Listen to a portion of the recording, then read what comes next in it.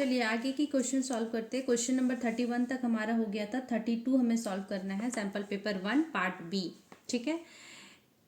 Current ratio of a company is 2:1। Current ratio दिया हुआ है, करंट रेशियो दिया हुआ है 2:1। क्विक रेशियो दिया हुआ है and quick ratio is 1:1। Quick ratio is equal to 1:1। If value of inventory is 10,000 and prepaid insurance is 5,000, then calculate the value of current asset, current liabilities and quick asset। देखो क्या होता है। Current ratio का formula होता है, दो value दिया हुआ हमें, इन्वेंट्री और प्रीपेड इंश्योरेंस। करंट रेशियो का फॉर्मूला होता है current assets by current liability. ठीक है, करंट लाइबिलिटीज। ये 2:1 दिया है, मतलब 2/1 लिख सकते हैं। और ये current asset by current liability, short form CA current asset, CL current liability. इसको क्या लिख सकते हैं हम लोग, 2CL इक्वल्स टू CA, और मतलब current asset equals to 2 current liability, ये हो सकता है।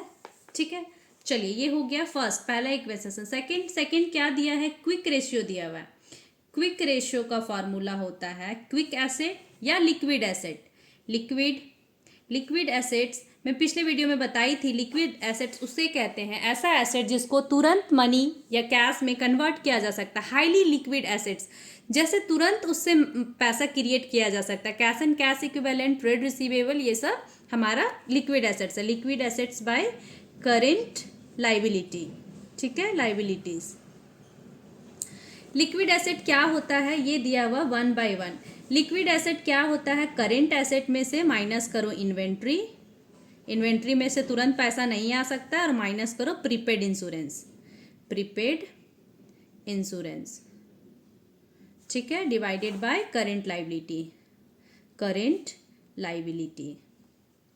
ये लिख सकते हैं 1/1। ये 1/1 है, इक्वल्स टू करंट एसेट क्या है, करंट एसेट रहने दो।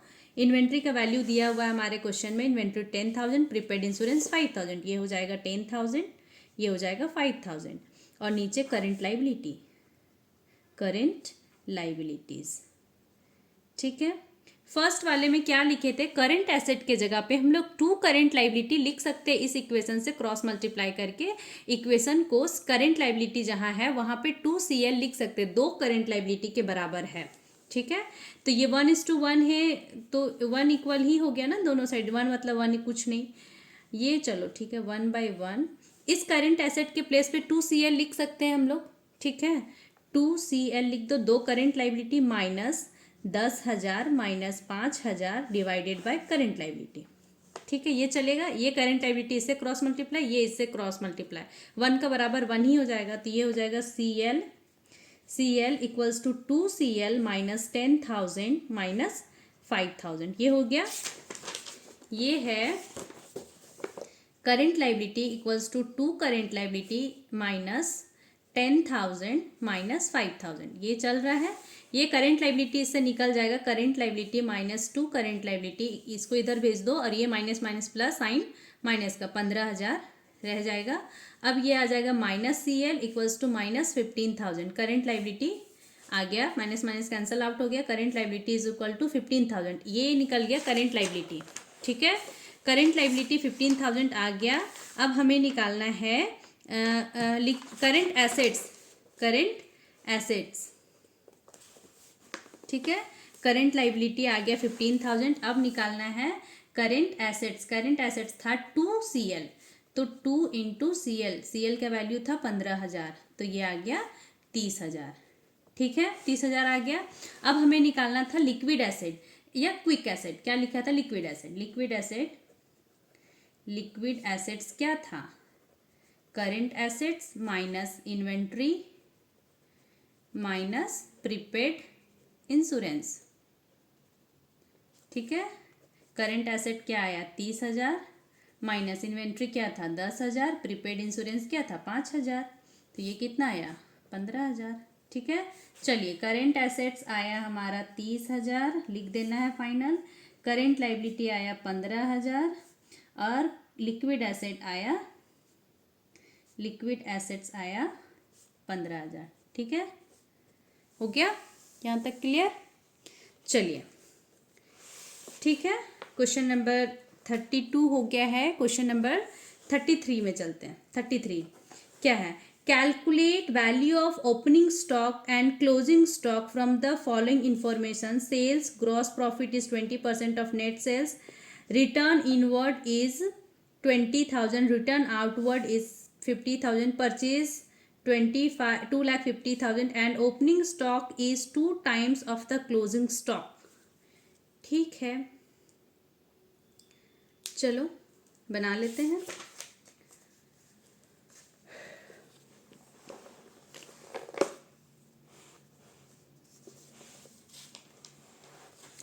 Gross profit 20% of net sales. Sales में से सेल्स रिटर्न घटाओ, सेल्स में से सेल्स रिटर्न घटाओ।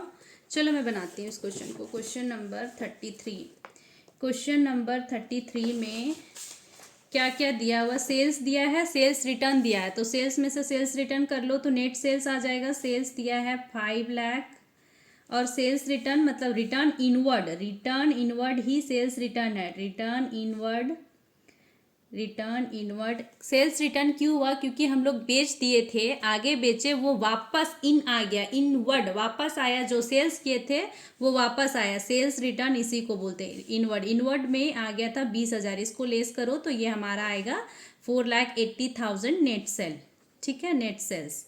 अब हमारा ग्रॉस प्रॉफिट का रेशियो दिया हुआ है, ग्रॉस प्रॉफिट का रेशियो दिया है 20%, 20% ऑफ नेट सेल। तो कैसे निकलेगा? 20% ऑफ नेट सेल दिया है, 20% ऑफ नेट सेल्स, तो ये आ जाएगा 4,80,000 इंटू 20%, कट गया ना, 96,000। ये ग्रॉस प्रॉफिट है, ग्रॉस प्रॉफिट निकल गया 96,000 और सेल्स नेट सेल्स ये है। तो हम लोग करेंगे sales minus profit, sales minus gross profit, तो आ जाएगा cost of goods sold, COGS आ जाएगा, आ जाएगा COGS। ठीक है, चलिए निकाल लेते हैं। ये हमारा आ जाएगा COGS, cost of goods sold आ जाएगा sales minus gross profit GP। तो ये आ जाएगा 4,80,000 माइनस 96,000, ये आ जाएगा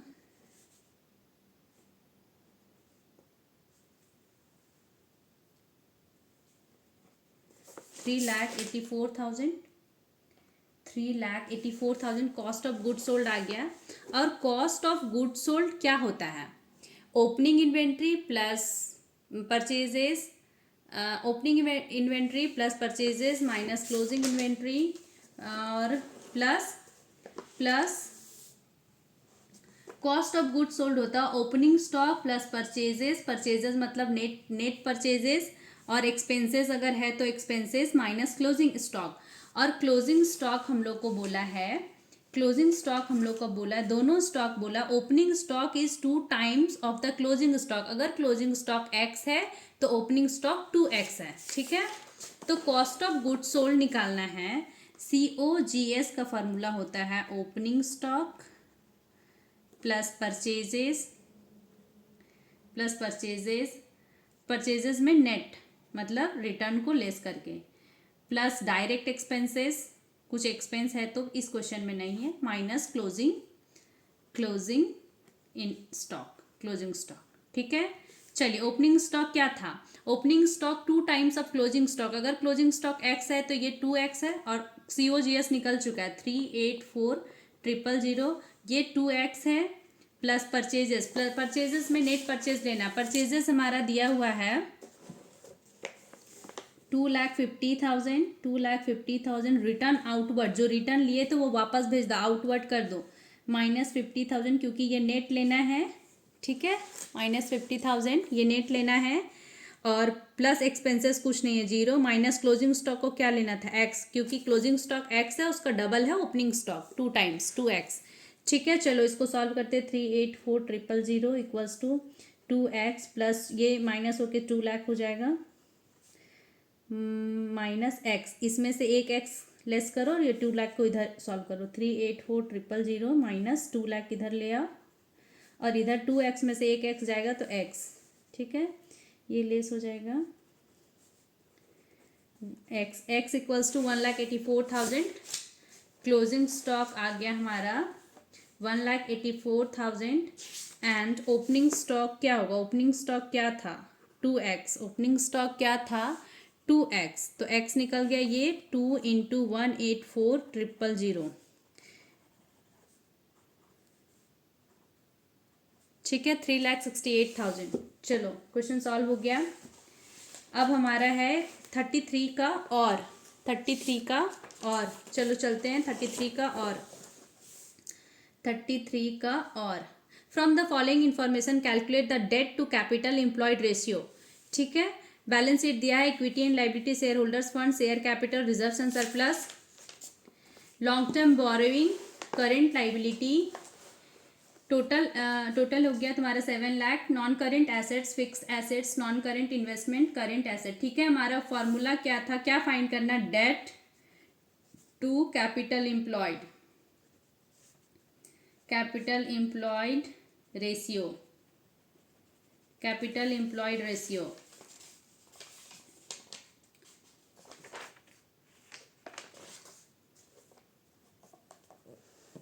ठीक है, चलिए क्या होता है? डेट, इसका फॉर्मूला है डेट बाय, डेट में आएगा लॉन्ग टर्म डेट और कैपिटल एम्प्लॉयड। कैपिटल एम्प्लॉयड क्या होता है? कैपिटल एम्प्लॉयड इसमें आएगा long term date. Capital employed में क्या आएगा? देख लो यहाँ, कैपिटल एम्प्लॉयड में आएगा share holders funds plus long term borrowing. Share holders funds में share capital, reserves and surplus. ठीक है, शेयर होल्डर्स फंड ये हेडिंग है, ये दोनों, इस हेडिंग के अंदर ये दोनों आइटम आता है, share capital, reserves and surplus. तो share holders fund plus long term debt आता है यहाँ, लॉन्ग टर्म बोरोइंग। ठीक है, इस केस में शेयर होल्डर्स फंड्स में कितना है? दोनों को जोड़कर 5 लाख है और लॉन्ग टर्म बोरोइंग में 1.5 लाख है। करंट लाइबिलिटी को नहीं लेना है, ये आ जाएगा 6,50,000 और लॉन्ग टर्म डेट में ये खुद लॉन्ग टर्म बोरोइंग 1.5 लाख का है। इस रेशियो में पुट करो 1,50,000 डिवाइडेड बाय 6,50,000 इक्वल्स टू आएगा हमारा 0.23/1। तो इसको 0.23 रेशियो 1, रेशियो पूछा था ना इसलिए रेशियो। ठीक है, चलिए क्वेश्चन नंबर 33 यहाँ है।